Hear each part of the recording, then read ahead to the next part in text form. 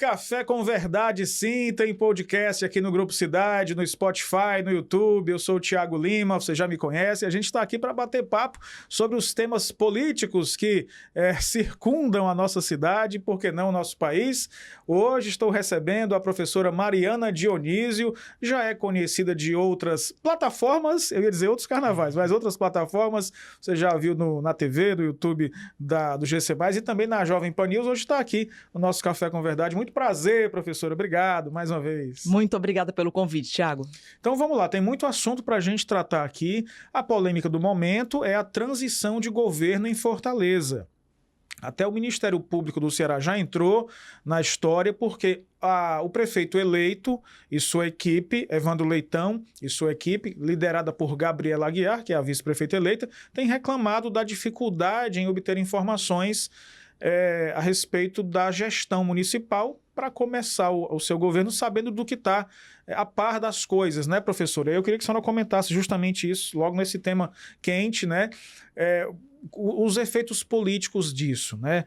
A gente sabe que uma gestão, quando é derrotada, fica, né? Ninguém gosta, um ressentimento talvez, mas aqui em Fortaleza está passando um pouco do nível, do tom.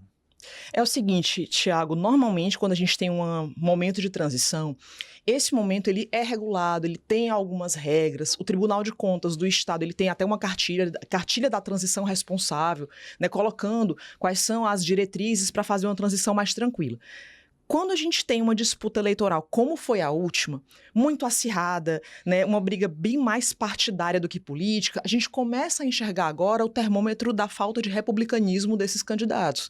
Né, nesse momento que deveria ser de uma transição tranquila, de um momento de repasse de informações, de fornecimento de dados que são essenciais, até para que o próximo gestor público consiga trabalhar com certo equilíbrio em relação às contas, em relação às pastas prioritárias, era necessário que essa transição já viesse sendo feita nesses momentos finais, né, de novembro para dezembro, o que não tem sido feito. Não é comum, não é o mais corriqueiro se acontecer nesse cenário político de um incumbente travar as informações para o próximo. Isso não é comum porque isso é muito prejudicial para a gestão, para a cidade e principalmente para as contas públicas. Então, o prejuízo dessa demora no fornecimento de dados, e eu estou falando demora considerando num cenário muito positivo que esses dados virão, que esses dados aparecerão.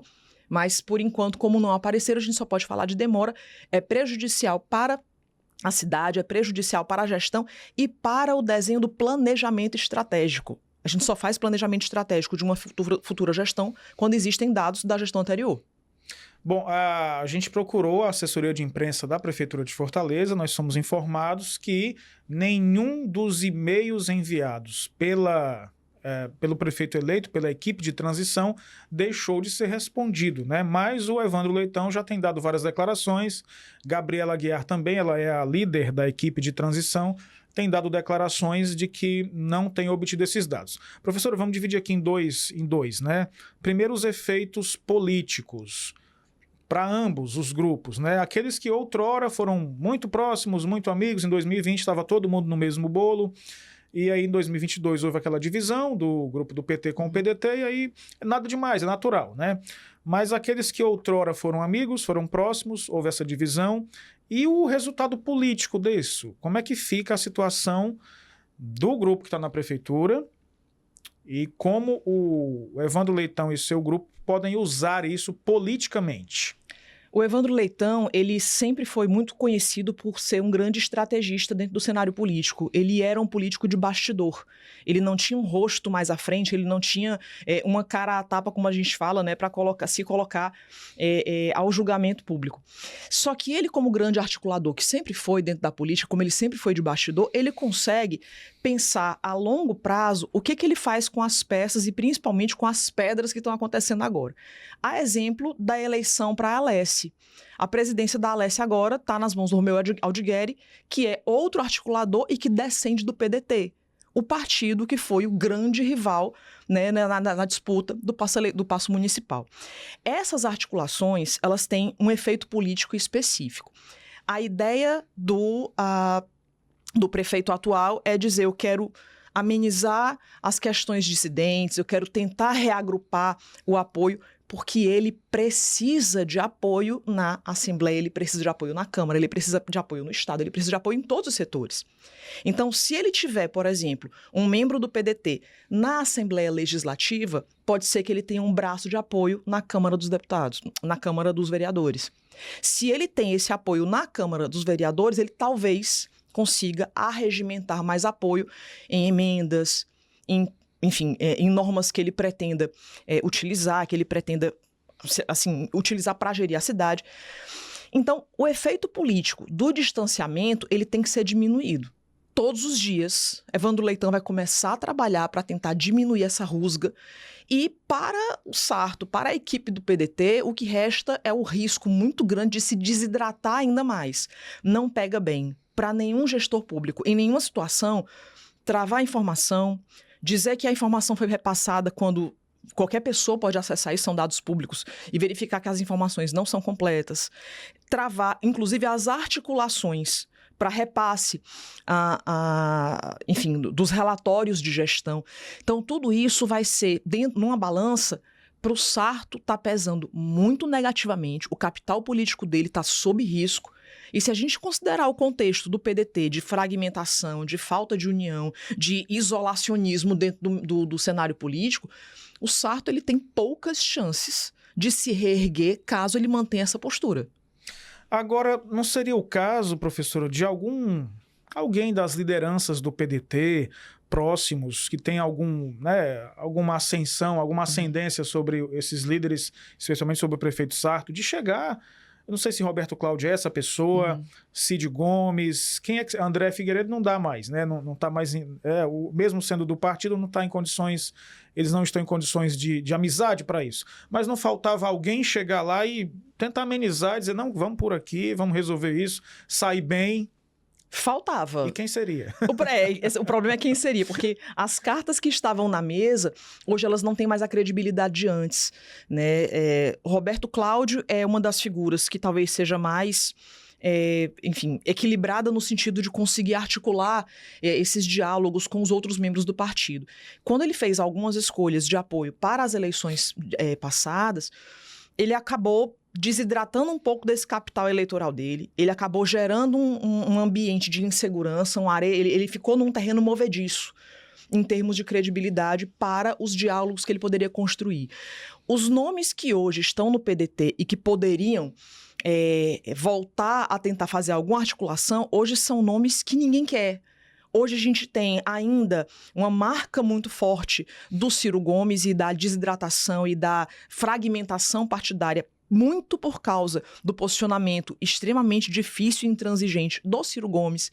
A gente ainda tem um lado que pesa muito, o voto contra do Cid Gomes, que tem se mostrado cada vez mais próximo de outras lideranças políticas muito influentes. Isso pode ser muito prejudicial para o PDT. O PDT está uma casa sem pai nem mãe. E esse é o grande problema. O PDT hoje é um partido que precisa desesperadamente se reerguer, muito embora ele tenha uma expressão numérica na Câmara, ele ainda é um partido muito fragmentado, perdeu muitas prefeituras, perdeu muito espaço na política aqui no Ceará. Fortaleza era muito importante. Fortaleza PDT, né? era a maior cidade do PDT. Fortaleza era fundamental. Fortaleza foi a última pá de cal de fragmentação do PDT. Fortaleza, todo mundo se contava com Fortaleza. Todo mundo do partido estava se contando com Fortaleza.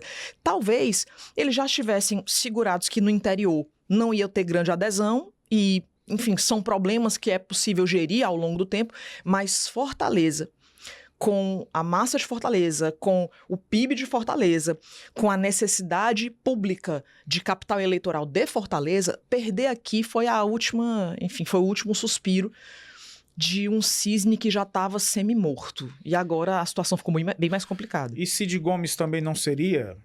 Até por uma questão de ajudar a cidade mesmo. Talvez ele poderia... não seria o caso dele intervir, professora, nessa aproximação? Não para serem amigos, né, de ir jantar juntos, mas de melhorar a situação da transição? Depende dos interesses políticos do Cid, os interesses futuros. Porque, assim, a gente pode até acreditar que exista um espírito republicano, né, em todos esses incumbentes, o que seria ideal, né? Isso é um mundo que é ideal. O Cid Gomes, ele é um político de tradição, ele é uma raposa muito bem criada dentro do... E é uma raposa não no sentido pejorativo, mas no sentido de você conseguir enxergar cenários a longo prazo. Ele consegue enxergar esses cenários a longo prazo, ele tem muita experiência política, ele transita por muitos partidos de maneira muito tranquila. Então ele tem muita paciência para escolher quais são as batalhas que ele vai travar. E para agora, talvez o PDT não seja quem ele queira resgatar. Ele escolheu uma batalha esses dias que foi em relação à presidência da Assembleia Legislativa. Inicialmente, o candidato era o Fernando Santana, indicado do Camilo Santana e do governador Elmano também, mas houve, né, ele não confirmou que iria romper com Elmano de Freitas, o Cid Gomes. Mas, nos bastidores, a gente sabe que houve uma movimentação porque ele queria outro candidato que não Fernando Santana, que foi Romeu Aldigueri, que foi eleito com 44 votos. 2 perguntas. Cid Gomes tem muita força ainda? É uma pergunta, né? Ele consegue barganhar, e quando eu digo barganhar também não é no sentido negativo. Ele tem poder de articulação. E segunda pergunta, 44 votos, professora, significa então que não há oposição? Isso é bom ou ruim, não ter oposição? Vou pela primeira pergunta. O Cid Gomes, ele deu todas as provas possíveis do quão articulador ele consegue ser, sobretudo em momentos de crise, né? Os políticos, eles são muito testados em momentos de crise. E ele vivenciou um após o outro. Era a rixa familiar, era a dissidência com o partido, era a fragmentação do partido, era sair do partido, era tentar se reunir com outro partido, que foi causa da fragmentação do partido anterior. Então ele ficou passando freneticamente por muitas situações de crise e se manteve. E se manteve tanto que elegeu um número fora do comum de prefeitos para o novo partido que ele compõe hoje no interior do Ceará. Então, ele por A mais B, ele provou o excelente capital eleitoral e, principalmente, o potencial de articulação dele ficou inquestionável. Para a segunda pergunta, 44 de 46, né? Considerando que um foi uma negativa e o outro foi uma abstenção, porque, enfim, uma ausência, porque o Carmelo Neto não estava presente. Que até chamou a atenção, né? Porque o Carmelo Neto, há um ano, ele estava de braço dado, cocó e trança, com o Romeu Aldigueri para a CPI da violência no futebol. Então, foi uma postura que talvez não era esperada. Mas o fato é que esses 44 votos, eles são todos votos também, e a palavra de ordem vai ser essa, articulados. Eles são votos muito adequados, porque não é que não vá haver uma oposição, mas mesmo a oposição, ela precisa ter tentáculos dentro, ou pelo menos próximos, da situação. Porque teve gente da oposição na mesa diretora, né? Teve gente da oposição na mesa diretora, a gente tem... Vamos para a composição do que a gente tem agora. A gente tem PP, a gente tem PDT, a gente tem PT, a gente tem partidos diversos que vão ter de conversar. Vão ser amigos? É claro que não, né? É claro que não. Mas, ao mesmo tempo, vão conseguir, pelo menos, dialogar para tentar saber, enfim, para tentar reunir a maior quantidade de apoio possível. Por quê? Porque outras eleições virão, o poder da cidade está aí, e algumas figuras já eram mais tarimbadas, né? O de Assis, ele já não é nada imprevisível que ele fizesse parte desse corpo diretivo da Assembleia. A gente tem outros nomes, então não é que seja mais do mesmo, mas alguns nomes já eram previsíveis.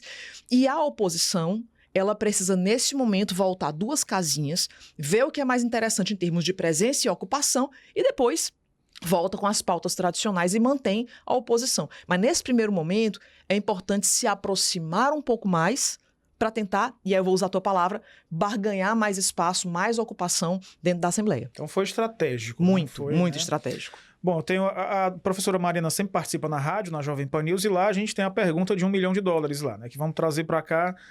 Professora, quem serão os próximos senadores do Ceará? Eita! Por que a pergunta? Porque a gente teve essa semana um anúncio oficial de algo que a gente sabia que ia acontecer, que é do deputado José Guimarães, que deve ser o candidato do PT ao Senado, que é um sonho dele, todo mundo já sabe, né? Isso é uma coisa... Ele não fica falando, mas a gente conhece bem e sabe que era uma pretensão dele disputar o Senado. Há algum tempo, inclusive, né? Então, aqui temos alguns nomes. Cid Gomes vai ser candidato? Ou vai, né? Alguém já disse que os Ferreira Gomes não são muito afeitos ao legislativo, né? Que o negócio deles é executivo. Então vamos lá. Cid Gomes, que é senador, vai de novo? Eduardo Girão tem capital? A sua aproximação com o André Fernandes, que teve uma excelente votação, pode, de alguma forma, trazer uma força a mais Eduardo Girão? São os 2 senadores agora, né? Que foram eleitos em 18. Então, portanto, seus mandatos acabam agora em 26. José Guimarães, Eunício Oliveira, quem serão os candidatos, pelo menos? Essa disputa por 2 vagas no Senado vai ser interessante, né?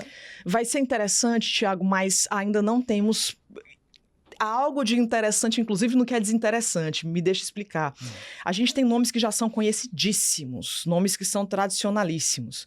O Eduardo Girão, para esse momento, ele pode até se candidatar, mas ele levou um baque tão forte. A derrota dele aqui em Fortaleza foi acachapante. Foi uma derrota que talvez ele e o próprio partido não imaginassem que ia ser tão profunda. Imaginava-se que ele não teria, assim, que talvez ele não ocupasse o espaço municipal, mas ele utilizaria esse espaço de mídia, esse espaço de eleição para promover o seu nome, inclusive para uma pretensão para o Senado. Até aí estava tudo certo, até as casinhas estavam todas preparadas, a gente já sabia disso. A grande questão é que foi uma derrota muito feia, o baque foi muito profundo para o capital eleitoral, ele não conseguiu ampliar o arco eleitoral dele, muito embora ele prestasse um grande apoio ao André Fernandes, mas não houve uma simpatia nem uma adesão popular a isso. Curiosamente. Talvez então porque, lhe interrompendo, os votos dele automaticamente iriam para o André Fernandes e, portanto, o André não precisava, né, se aproximar. Não tinha esforço. Era natural, né? Era natural, não tinha grande esforço. Talvez o André Fernandes, à época, e só fazendo esses parênteses, talvez o André Fernandes ele tivesse se aproximar mais do capitão, né, do capitão Wagner, mas Sim. não necessariamente do Eduardo Girão, porque já vinha uma ideologia muito semelhante, né? Enfim, as pastas e as pautas do partido eram já muito tradicionais e muito semelhantes, eram um braço do conservadorismo de algum nível. Então, ele não fez grande esforço. Talvez, se o Eduardo Girão, insisto, talvez, se ele vier a concorrer para o Senado, não acredito que ele tenha uma quantidade de votos expressiva pelo que aconteceu nas eleições municipais. Ponto. Primeiro ponto.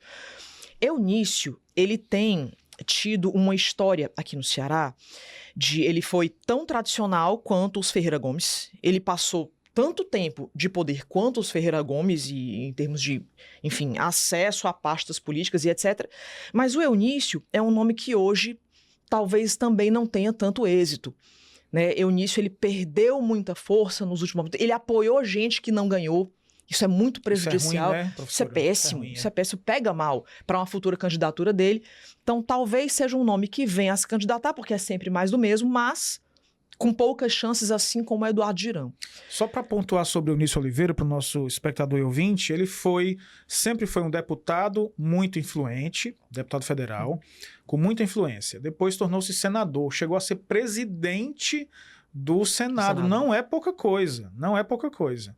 E candidato ao governo do estado, com chances. Quem lembra, em 2014, ele era o candidato, né, professor? Era o candidato da situação, até que houve lá, e Camilo Santana foi o candidato. Então, depois disso, e aí falando de capital político, né, como a senhora disse, pega mal, você é presidente do Senado, candidato ao governo com chances, depois vai em... Ele é um homem muito rico hoje, o problema não é dinheiro aqui, realmente é poder político, que me parece que, né, pelo que a senhora falou, não tem mais esse poder político como antes. Sabe uma comparação que a gente pode fazer, Tiago? Há mais ou menos 10 anos, Eunício, e vou colocar 2 nomes que são muito fortes daqui, Eunício e Ciro Gomes eram profissionais de campanha. Eles eram políticos profissionais em termos de eu sei exatamente qual caminho chegar, sei quem apoiar, tem uma pretensão, tem uma projeção de quantos votos eu votei, etc. Eles tinham isso muito bem articulado. O Eunício e o Ciro Gomes, de formas diferentes, eles foram descendo uma ladeira irreversível. O Ciro Gomes, ele começou a destemperar um pouco mais no discurso, ele começou a conseguir a angariar inimigos políticos poderosos, muito fortes, e ele começou a se isolar. É uma tática possível? É uma tática possível. Ele é um político, insisto, muito experiente e muito inteligente. Ele não daria um tiro no pé dessa forma, mas a volta que ele deu de tentar um isolacionismo deu muito errado. Deu drasticamente errado.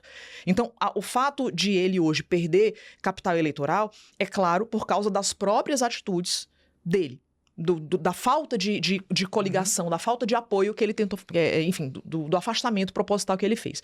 Eunício, ele pecou, mas foi em outro lado. Ele começou a apoiar alguns candidatos que não tiveram alcance imediato. E o fato, e ele é a prova viva disso, se eu apoio um azarão, se eu apoio e esse azarão não vence, pega mal para quem apoiou.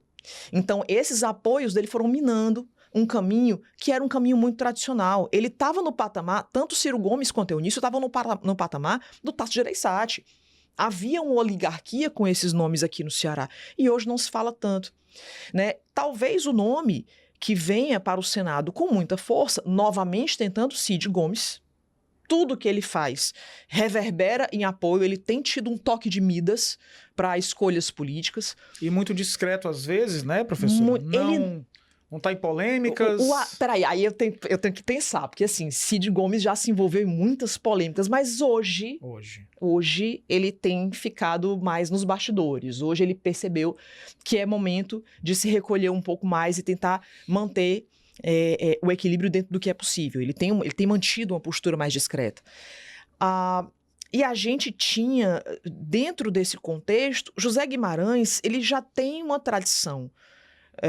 Todo mundo que convive com o poder e dentro do contexto em que ele atua no partido, sabe dessa pretensão dele para o Senado há algum tempo. Ele tem sido visto com muita frequência ao lado da presidência, ao lado de Camilo Santana, ao lado de Eumano de Freitas, e não é ser visto com frequência porque é parte do mesmo partido. Não é exatamente por isso. Mas quanto mais você vê essa frequência de participação, denota-se que há um caminho traçado para ele de apoio. E um trabalho sendo feito. Há um trabalho sendo feito. E não é nem mais de bastidor. Esse trabalho agora ele já está bastante explícito. Então, sim, o José Guimarães ele tem grandes chances de ser um dos candidatos, né, do Partido dos Trabalhadores para o Senado. E como fica? Então vamos para outras figuras agora. Essa semana também tivemos a notícia de que o capitão Wagner assumiu uma secretaria no município de Pacajus, Secretaria de Finanças. Já é a segunda vez que ele faz isso. No outro intervalo, ficou como secretário de Saúde em Maracanaú, agora em Pacajus. Na mesma toada do que falamos de Eunício de Oliveira, né? Parece que é eu não quero usar uma palavra pejorativa, mas é uma queda de patamar. É um candidato, ele foi vereador, deputado estadual, federal, candidato com grandes chances de ser prefeito de Fortaleza, e aí assume secretarias. Eu não estou querendo desmerecer, por favor, me entendam, tá? Mas que politicamente existem hierarquias de cargos e tal. Como é que fica a situação do capitão Wagner? Ele pode ser, inclusive, um candidato ao Senado ou é alto demais? Ele pode ser candidato ao Senado, mas muito provavelmente ele vai precisar redobrar o apoio. O apoio que ele deu ao André Fernandes, depois de tantas críticas, depois de uma campanha muito tumultuada, de uma campanha muito agressiva, esse apoio que ele deu e que surpreendeu muita gente, não foi um apoio gratuito. Sem dúvidas, ele está esperando por um apoio de troca quando, enfim, em próximas eleições ou, quem sabe, no Legislativo. Pode ser que essa seja a pretensão dele. Ir para uma secretaria tem duas perspectivas para isso. Por um lado, ele pode estar voltando 10 casinhas, o que politicamente não é tão interessante. É como se eu tivesse um jogador de primeira divisão que perde um jogo, e aquela perda de jogo não quer dizer que ele seja um mau jogador, mas quer dizer que naquela partida ele não foi tão bem. Ele perde um jogo, e aí ele vai para o time, vai ser comprado, o passe dele é vendido para o time da, sei lá, última. Eu sou péssima com Série termos C. futebol. Isso, Série C, obrigada. Eu vou fingir que eu sei o que é Série C. Não são duas casinhas, são 10, como a senhora disse. Isso. É uma redução importante. É uma redução importante, então ele vai voltando, ele vai retroagindo. E isso é um ponto de vista. Sob outro ponto de vista, ele pode estar fazendo isso também estrategicamente, dizendo, bom, eu vou me cacifar ainda mais numa outra secretaria. Perceba pelo histórico dele.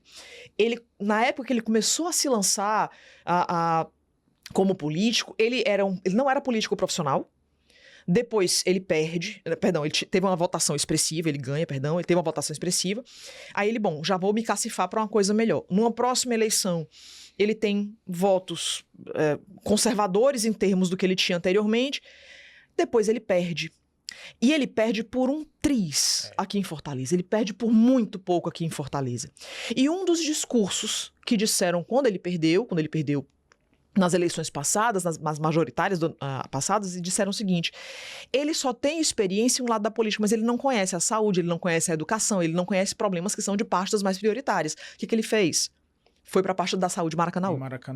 Então ele vai tentando corrigir os pontos que são os elementos de crítica, né? Mas aí o tempo vai passando, né? Mas o tempo vai passando. Se ele não conseguir arrematar isso logo, se ele não conseguir fechar esse ciclo logo, ele pode fenecer na política, ele pode ir desidratando aos poucos. E para um político desidratar, ainda por cima, apoiando alguém que já tinha uma rejeição forte. Claro que ele tinha muita aceitação. Estou falando do André Fernandes, ele tinha muita aceitação, tanto é que ele também bateu na trave nas eleições municipais últimas, mas ao mesmo tempo, tanto como ele tinha um grande número de pessoas que aderiram ao discurso do André Fernandes, ele tinha um número alto de rejeição. Foi por isso que ele perdeu. Então, você juntar esses dois fatores, se afastar, voltar 10 casinhas para o time série C. Pro time Série C. Se ele vai para esse lado e ele ainda apoia um candidato que perdeu, volta pro Eunício do que a gente comentou há pouco. Sim. Então ele tá pegando 2 pontos que são muito perigosos, é uma linha muito tênue, isso pode prejudicá-lo politicamente. A gente está usando esses termos aqui a título de comparação, então não quero que vocês nos entendam mal, apenas para comparar, para ter uma referência. Professora, também, nós vamos fazer um intervalo, né, Mariana? A Mariana me lembra aqui que nós vamos fazer um intervalo, é rapidinho, só tomar água, voltamos já com o nosso Café com Verdade.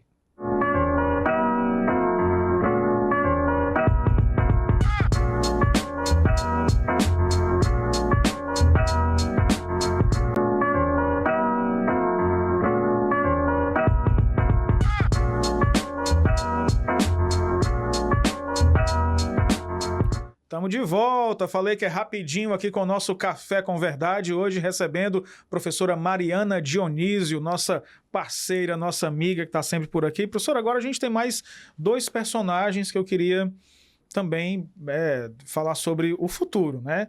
Luiziane Lins e André Fernandes. Nessas eleições eles tiveram papéis bem diferentes, né? André Fernandes são os protagonistas, quase foi eleito prefeito. Muita gente até comentou que ele já poderia ser candidato ao Senado, mas a gente já avisa que por causa da idade não é possível, né? Ele só tem 26 anos, é preciso ter 35 para ser senador, para se candidatar ao Senado. E Luiziane Lins, ex-prefeita, teve um papel secundário dentro do partido, que foi vitorioso aqui. Então, o futuro desses 2 personagens, Luiziane Lins, já com a longa trajetória, e André Fernandes com um protagonismo, muito jovem ainda, o que esperar desses 2? André Fernandes, ele vai se recapitalizar politicamente. Ele, por muito pouco, a gente estava acompanhando a apuração, ele não vence aqui nas eleições municipais. Então ele tem um capital eleitoral já forte, o que ele precisa agora é reduzir rejeição. E esse é um trabalho que ele tem tempo para fazer, ele é muito jovem, ele tem tempo para fazer isso, as próximas eleições são daqui a 4 anos para a prefeitura, então tem tempo, para isso ele tem tempo. 2026 não está nas pretensões dele, mas ele vai apoiar muita gente. 2026 vai ser estratégico para ele solidificar a imagem dele, para ele ter um alcance de voz ainda mais forte, e espero que seja para que ele faça projetos que levem menos importância a pautas de costumes e mais importância para pautas que sejam ou austeras ou pautas relevantes em termos de políticas públicas. Mas nesse ponto, professor, não é aí que ele se capitaliza? Não é aí que ele se faz? Se ele se afasta, não pode ser um caminho perigoso? Como o Capitão Wagner? Como o Capitão Wagner. É curioso isso. Ele tem hoje um problema que o Capitão Wagner talvez não tenha conseguido administrar bem. E hoje está nas mãos do André Fernandes fazer isso de uma forma até bem mais leve. O Capitão Wagner, ele se desloca completamente, ele sai de perto do ex-presidente Jair Bolsonaro. Ele mantém uma postura de diálogo muito maior e ele consegue se articular, e muito bem, inclusive, com os partidos com quem antes ele não conversava. Ponto positivo, ele consegue se aproximar de votos mais neutros, ele consegue se aproximar dos indecisos, isso é muito bom. Ponto negativo, ele aumenta a rejeição dele com os eleitores mais alinhados à direita. Então isso é um risco, sem dúvidas, risco, né? É um risco. Para o André Fernandes, esse risco, embora a atitude seja a mesma, o risco é menor, por um motivo.